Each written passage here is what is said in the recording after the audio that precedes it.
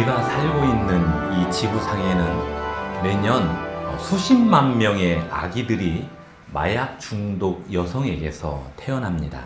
이 아기들 중 일부는 마약에 중독된 상태로 출생을 합니다. 또 상당히 많은 아이가 마약 중독자인 어머니로부터 학대나 방임으로 고통을 받습니다. 미국의 자선단체인 프로젝트 프리벤션의 설립자 바바라 해리스는 이러한 문제에 대해 하나의 해결책을 제시했습니다.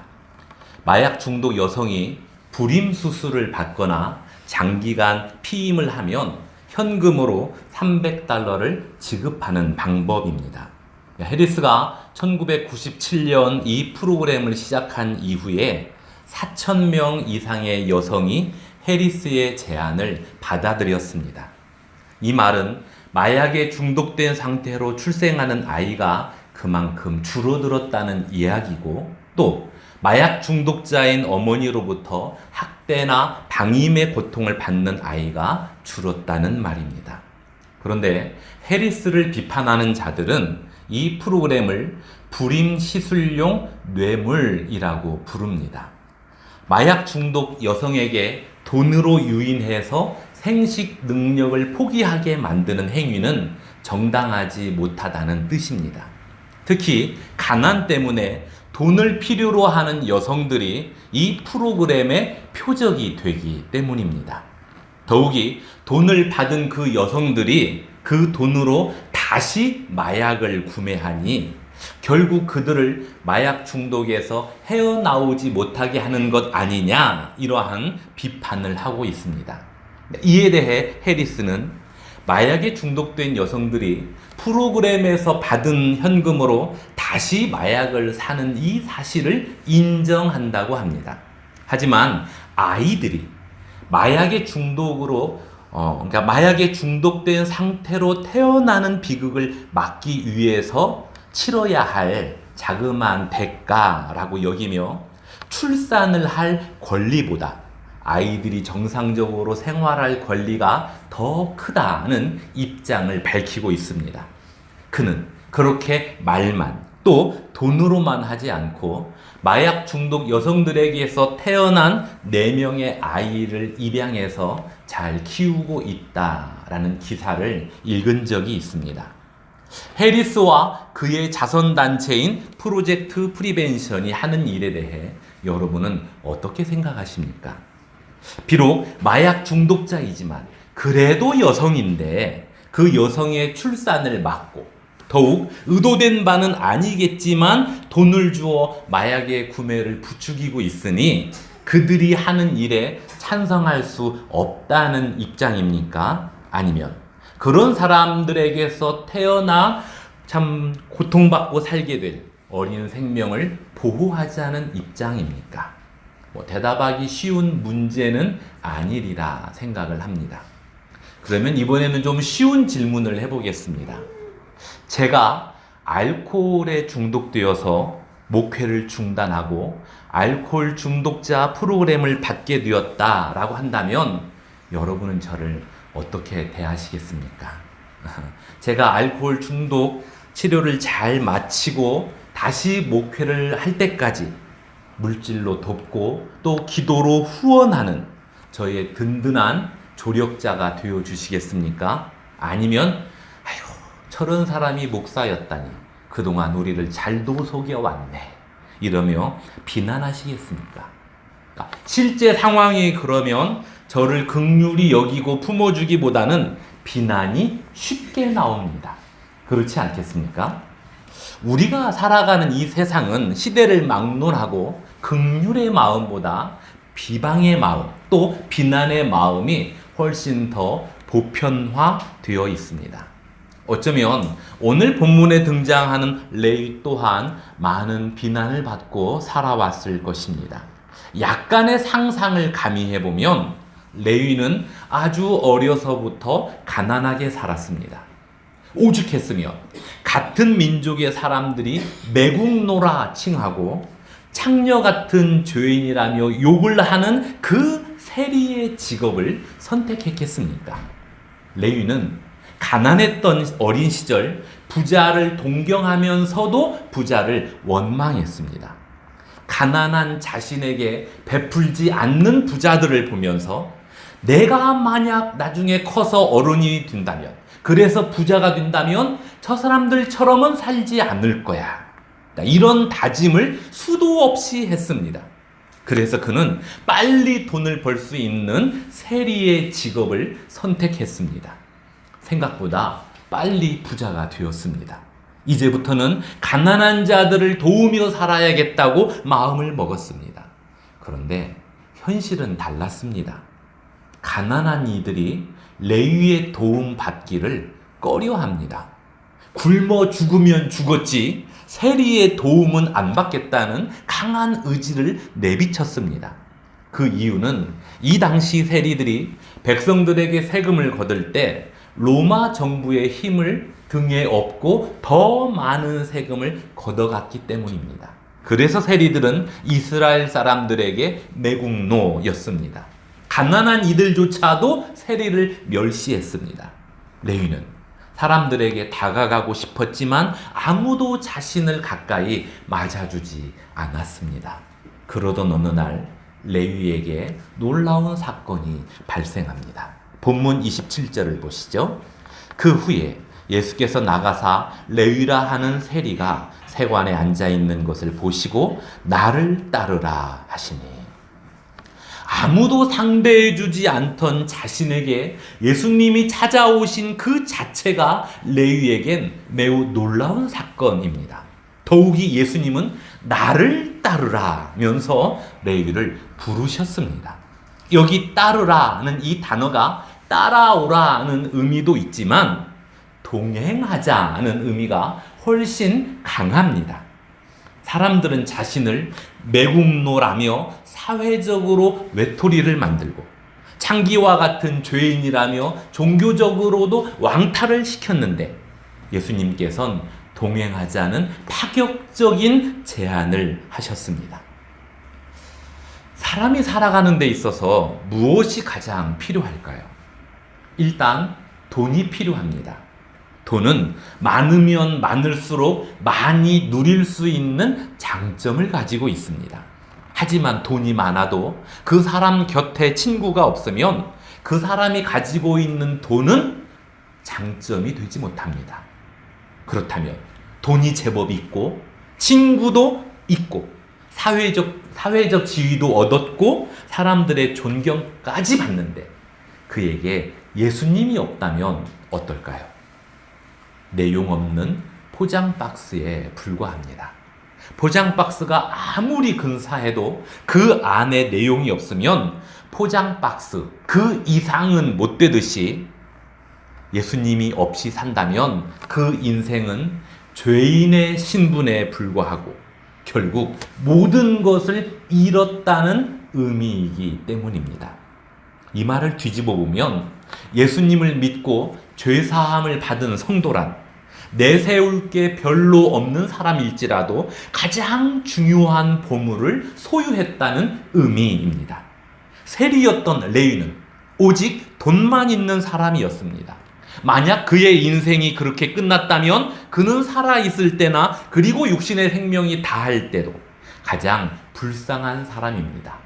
그랬을 그의 인생에 놀라운 사건이 일어났습니다. 예수님께서 레위에게 찾아와 동행하자며 손 내밀어 주셨습니다.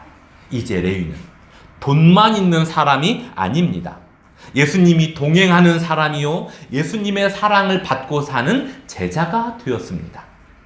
예수님께서 찾아오심으로 말미암아 가장 중요한 보물을 소유한 진정한 부자가 되었습니다. 레위는 그 은혜를 받고 가만히 있을 수가 없었습니다. 그래서 어떻게 했습니까? 28절을 보시죠. 그가 모든 것을 버리고 일어나 따르니라. 여기 모든 것을 버렸다는 건 자신의 모든 소유를 다른 사람에게 다 나누어 주었다는 의미가 아닙니다. 간혹 그렇게 오해한 성도들이 예수님을 믿은 후 모든 재산을 교회에 다 바치고 나서 낭패를 당하기도 하고, 그 모습을 곁에서 지켜본 사람들은 아유 그래요. 교인은 적당히 다녀야지. 열심을 내면 집안 거덜나. 이러며 교회를 멀리하는 사태가 발생했습니다. 모든 것을 버렸다는 본문의 내용을 오해했기 때문입니다.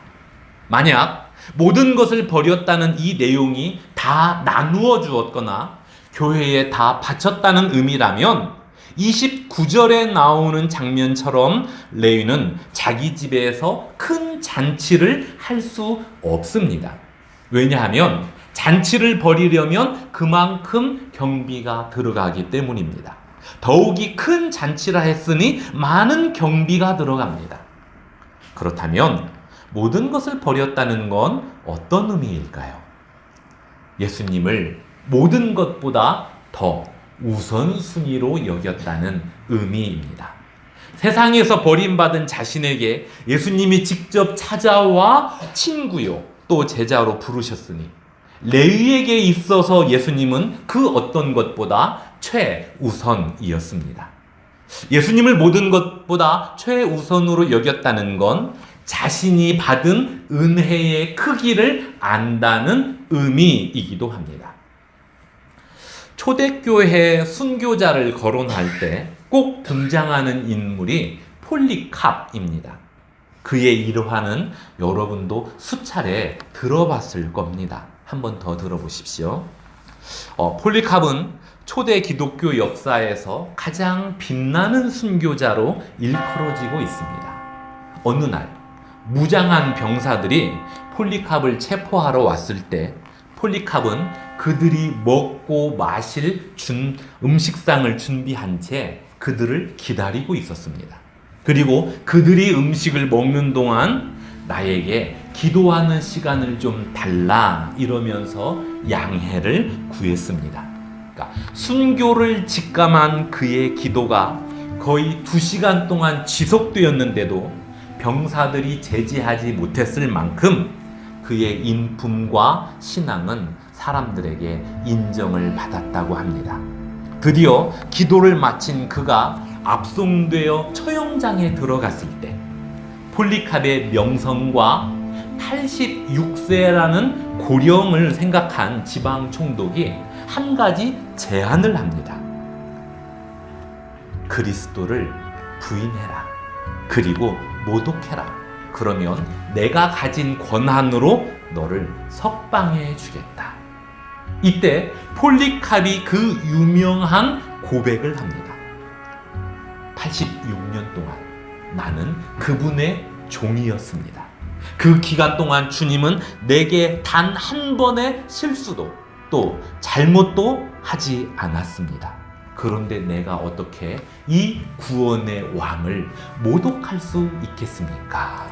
이 고백과 함께 담대 죽음을 맞이합니다. 인생 살 만큼 살았기 때문에 죽음이 두렵지 않았을까요? 아니요. 사람은요, 나이가 많다고 해서 죽음이 덜 두려운 게 아닙니다. 나이에 따라 죽음을 맞이하는 태도가 다른 게 아니라 신앙의 깊이에 따라서 죽음을 맞이하는 태도가 다름을 우리는 주변에서 많이 보고 있습니다. 폴리캅은 자신의 목숨보다 그리스도에 대한 신앙을 우선으로 여겼습니다. 예수님으로부터 받은 은혜의 크기가 자신의 생명보다 더 크고 가치 있다는 태도입니다. 그러니까 모든 것보다 예수님을 최우선으로 여긴다는 의미가 이와 같습니다. 그러니까 이 신앙을 가진 성도에겐 특징이 있죠. 우리 함께 29절을 읽어보겠습니다.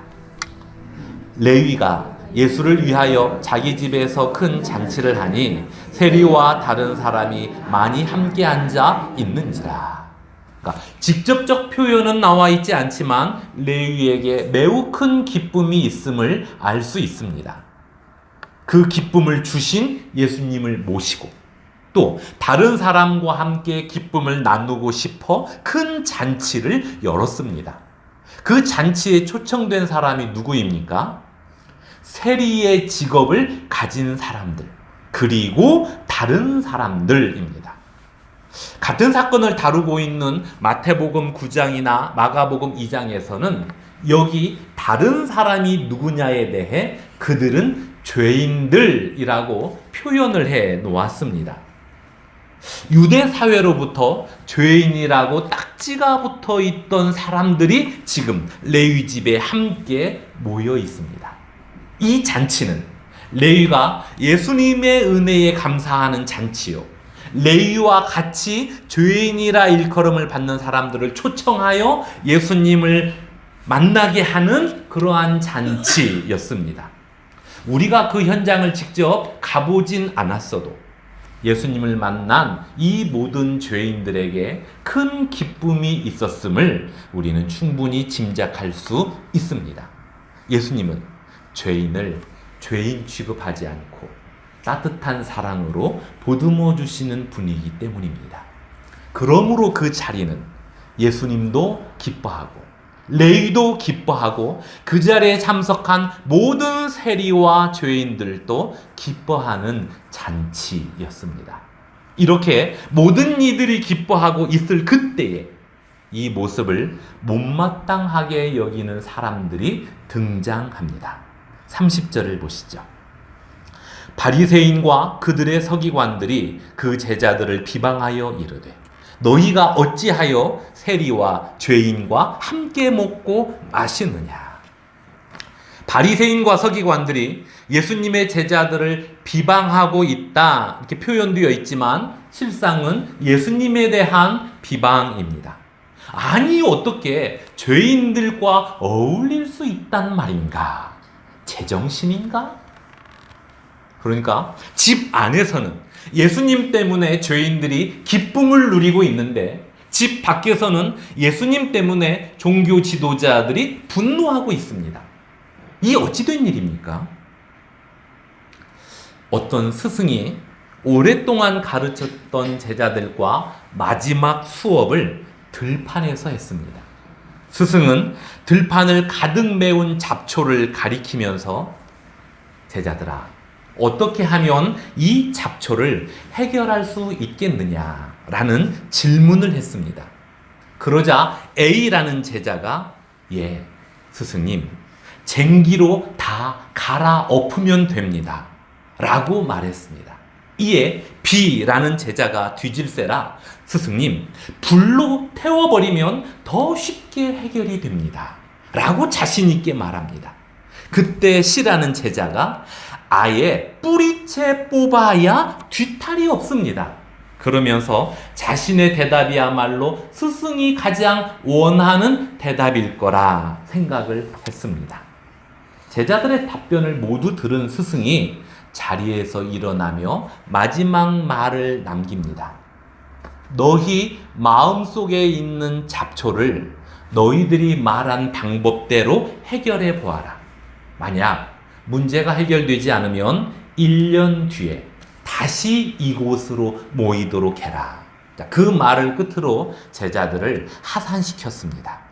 제자들은 마음의 잡초? 이 단어에 고개를 갸우뚱하며 산을 내려갔습니다. 그리고 각자 삶을 살아갑니다. 살다 보니 마음을 힘들게 하는 사람들과 상황을 만나게 되었습니다. 이런 게 마음의 잡초로구나. 이 생각이 들어서 자신들이 스승에게 말했던 그 방법으로 잡초를 제거해 나갔습니다. 그런데 마음에 찾아온 잡초가 쉽게 제거되지 않았습니다. 확 갈아엎었는데 얼마 지나지 않아 마음의 잡초가 다시 생겼습니다. 뿌리채 뽑았다고 생각했는데 그때뿐이었습니다. 잡초는 점점 더 무성해져 갔습니다. 마음이 괴로웠습니다. 모든 사람들이 다 나를 힘들게 하는 잡초처럼 보였습니다. 사람들에 대한 미움과 실망이 점점 무성해지면서 이젠 사람들의 행동 하나하나에 비방을 하기 시작했습니다. 이 사람은 이래서 싫고 저 사람은 저것이 마음에 안 들고 이 마음으로 1년의 세월을 보내면서 그들은 자신의 모습에 대해 놀라고 맙니다. 왜냐하면 어느덧 자신이 잡초가 되어 있음을 발견했기 때문입니다. 그래서 그들은 스승의 말을 기억해내고 마지막 수업을 했던 그곳으로 다시 찾아갔습니다. 그런데 그 장소는 1년 전 모습과는 완전히 다른 모습으로 변해 있었습니다. 잡초가 무성했던 들판에 곡식들이 풍성하게 그 자리를 대신 채우고 있었습니다. 그러니까 그들의 스승은 마음속에 찾아드는 잡초를 제거하는 방법에 있어서 그것들을 직접 제거하기보다는 더 귀한 것들을 그 자리에 채우면 된다라는 이 교훈을 말하고 싶었던 것입니다. 오늘 본문에 등장한 바리새인들은 자기들 방식대로만 잡초를 제거하고자 했습니다. 자기들의 기준을 따라 사람들을 평가했습니다. 그 상태에서는 다른 사람의 잘못된 모습뿐만 아니라 평범한 행동까지도 모두 비방거리로 보이게 됩니다. 그 마음을 가진 바리새인들이 바로 잡초였습니다. 그래서 예수님이 말씀하셨습니다. 우리 31절과 32절을 함께 읽겠습니다. 예수께서 대답하여 이르시되 건강한 자에게는 의사가 쓸데없고 병든 자에게라야 쓸데있나니 내가 의인을 부르러 온 것이 아니요 죄인을 불러 회개시키러 왔노라. 예수님은 아예 죄가 없는 분입니다. 그런데도 죄인들을 멀리하지 않으셨습니다. 아니, 죄인을 위해 대신 죄값을 치르시려고 이 땅에 오셨습니다. 죄인을 불러 회개시키고 예수 안에 있는 기쁨을 주기 위해 이 땅에 오셨습니다. 그래서 예수님은 죄인을 매우 소중히 여기셨습니다. 예수님에겐 그 어떤 죄인도 멸시의 대상이 아니었습니다. 오히려 죄인들로부터 멸시를 당하면서도 죄인들을 위해 기꺼이 십자가를 지셨습니다. 예수님에게는 예수님을 비방하는 바리새인들까지도 사랑의 대상이었습니다. 그들까지도 돌이키길 원하셨습니다.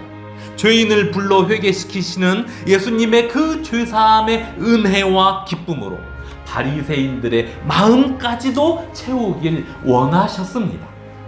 우리 예수님의 마음이 이와 같습니다. 예수님의 마음이 이처럼 사랑으로 가득했기에 저와 여러분까지도 죄사함의 은혜를 받게 되었단 말입니다. 예수님은 이제 죄사함을 받은 저와 여러분의 마음에 은혜와 기쁨이 가득하길 원하십니다. 은혜와 기쁨이 가득하지 않으면 비방과 원망이 그 자리를 대신할 수 있기 때문입니다. 그러므로 저와 여러분은 언제나 우리 주 예수께서 주신 죄사함의 은혜와 감격과 기쁨으로 마음을 가득 채워야 합니다. 그리고 그 은혜와 기쁨을 또 다른 이들에게 나눌 때 내가 받은 은혜와 기쁨은 더욱 커져갑니다. 이 원리를 기억하면서 이 한 주간도 꾸준히 말씀에 순종하고 기도를 병행하는 저와 여러분이 되기를 원하고 그렇게 살아가는 우리들에게 주님의 기쁨과 평강이 더욱 충만하기를 주님의 이름으로 축원합니다. 우리 기도하겠습니다. 죄인을 불러 회개시키고 주의 자녀로 삼으신 하나님 아버지, 아버지의 그 사랑과 은혜가 아니었다면 어찌 우리가 죄사함을 얻을 수 있었겠습니까? 아버지의 사랑에 감사를 드립니다.